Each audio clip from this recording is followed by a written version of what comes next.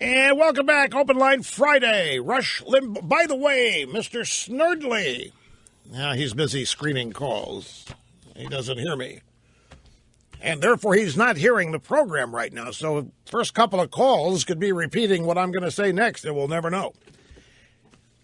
Happy holidays and Merry Christmas to everybody, folks. Here we go, Daily Caller, yet another story that is similar to that from the whistleblower, Philip Haney, on Megyn Kelly last night. This is from the Daily Caller. The FBI has taken heat for failing to immediately classify the San Bernardino shootings as terrorism. However, there's a new report out there that shows the FBI reluctance could have been due to external pressure from the White House. Let's go back to that night, that afternoon, the San Bernardino massacre. Speaking for myself, when I got home, I turned on cable. I forgot what cable news channels are. I watch them and I don't have these auto-program buttons. So I said, wait a minute, what number is Fox? It came back to me real quick, but so rarely do I have it on anymore. Anyway, so I turned on. I'm surfing around to the various networks, and they're all. I'm sure you saw the same thing. They're all. Well, we've got a name. We've been leaked a name, but it's a very, very delicate situation, and we can't really announce the name. A very volatile situation out here. Very volatile situation around the world. What would just happen in Paris and so forth. We've got a name. We've got a very, very delicate situation here. Very, very careful. We cannot jump the gun on it. I'm sure you understand, blah, blah. And on it went like that from 6 p.m. to 10 p.m. And meanwhile, we all knew the name. If you knew where to go look, the name was already leaked. It was out there, but the drive-bys wouldn't go anywhere near it. And from the Daily Caller, we now know why. The FBI took a lot of heat that night and the next day for failing to immediately classify the San Bernardino massacre as terrorism. We all knew it was. Everybody knew it was. But remember, Islam is a religion of peace, and therefore this could not have been perpetrated by Muslims. I mean, that's Barack Obama 101. Islam's a religion of peace. There is no terrorism in Islam. These are people perverting it. Well, the FBI reluctance, a new report says the FBI's reluctance to tell us what we all knew was because of external pressure from the White House. A source told Jack Murphy of the SOFREP, that the FBI instantly believed the shooting, which left 14 dead, to be a clear act of terrorism. By the way, I can confirm this. I don't live as a hermit. I'm not a recluse out there. Well, meaning I'm in contact with people. I know people, former FBI people, and I was in contact with them, email, chat, what have you. We all knew. And people close to the investigation knew. And I was told, I can't tell you how many times between 6 p.m. and 10 p.m. that night, that, Rush, don't worry. The FBI knows it's terrorism, and they're on this like white on rice. They know this is a terror attack. They know much more than they're reporting. Don't worry about it. Whatever you're seeing on TV is just what you're seeing on TV. But they are already zeroed in on the fact that this is Islamic terror. So that just added to the frustration. I know this, I'm told this, and many people were told, and I shared it with some friends of mine back and forth, and they were watching television, and well, we can't say for sure, we're being very delicate here, very reluctant, and so forth. Well, it turns out here that the source who told this to Jack Murphy, the White House didn't want this event to be reported as terrorism. The White House didn't feel the same way as the reports the FBI was putting together and getting, and the White House quickly moved to quash the terror classification with the FBI.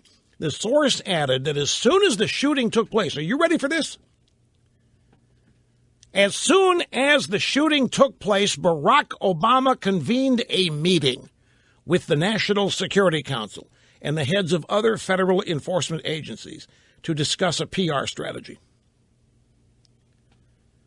Part of the reason for trying to avoid the designation of the shooting as terrorism is because it threatens to upset the regime's strategy in Syria. A case of Islamic terrorism in the U.S. would put additional pressure on the regime to play a much more active role in the conflict in Syria, because it's spreading. It's spreading beyond Syria. If it's come to the United States, Obama has to get involved. He has to get in gear, and he simply won't because he is cozied up to Iran. Now, we have mentioned this. We've repeated it from Walid Faris and a couple of other sources that Obama strategically is tied with Iran when it comes to ISIS. And Iran doesn't want anything happening to ISIS. Iran is benefiting from the chaos, the sectarian violence between Sunni and Shiites. Iran wants to control that region, and for some reason, Obama has ties to them. But beyond that, folks, another example of how national security has been politicized. And the White House, according to this report, was exerting pressure on FBI agents on the ground and the FBI command in Washington to not refer to this, to not classify this, to not go on TV and report it as terrorism, because it would have negative political impact and consequences for Obama.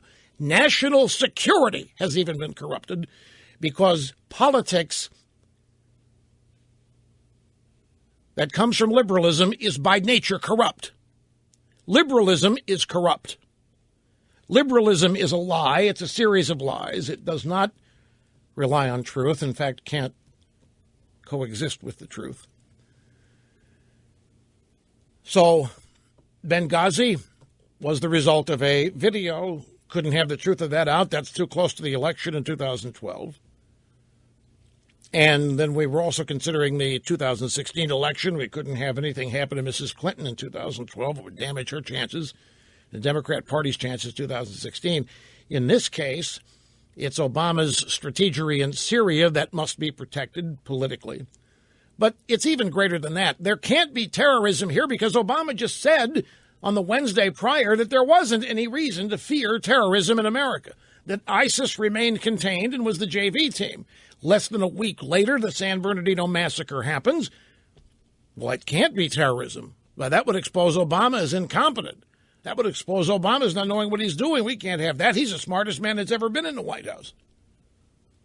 We can't have any of this. We can't let any of this expose Obama as a fraud or as an incompetent or worse.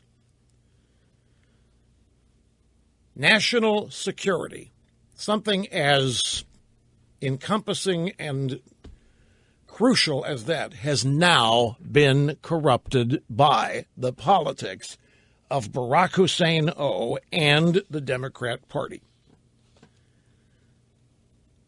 So while the FBI, on Obama's orders, was looking like fools to everybody watching on TV by refusing to say what we all knew, that the San Bernardino massacre was Islamic terrorism, the whole world knew. And this is striking. Obama believes that he can make it so just by thinking it. He can make it so just by saying it.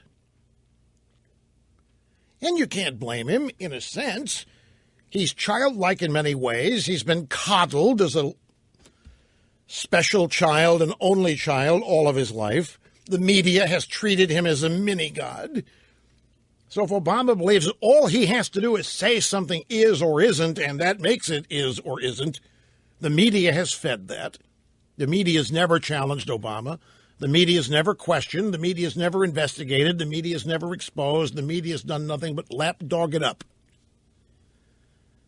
So after 7 years, if you were Obama, you would think you could get away with anything you wanted to say. That's not terrorism. That's not going to violate our values. Our values? That's another thing that just continues to grate on me. These people speak of our values. Butchering babies and Planned Parenthood, and we're supposed to listen to them talk about American values. I'm sorry, folks, it just doesn't wash with me. None of this does. But with national security being compromised and nobody able to apparently do anything about it, that's why the presidential campaign has become what it is.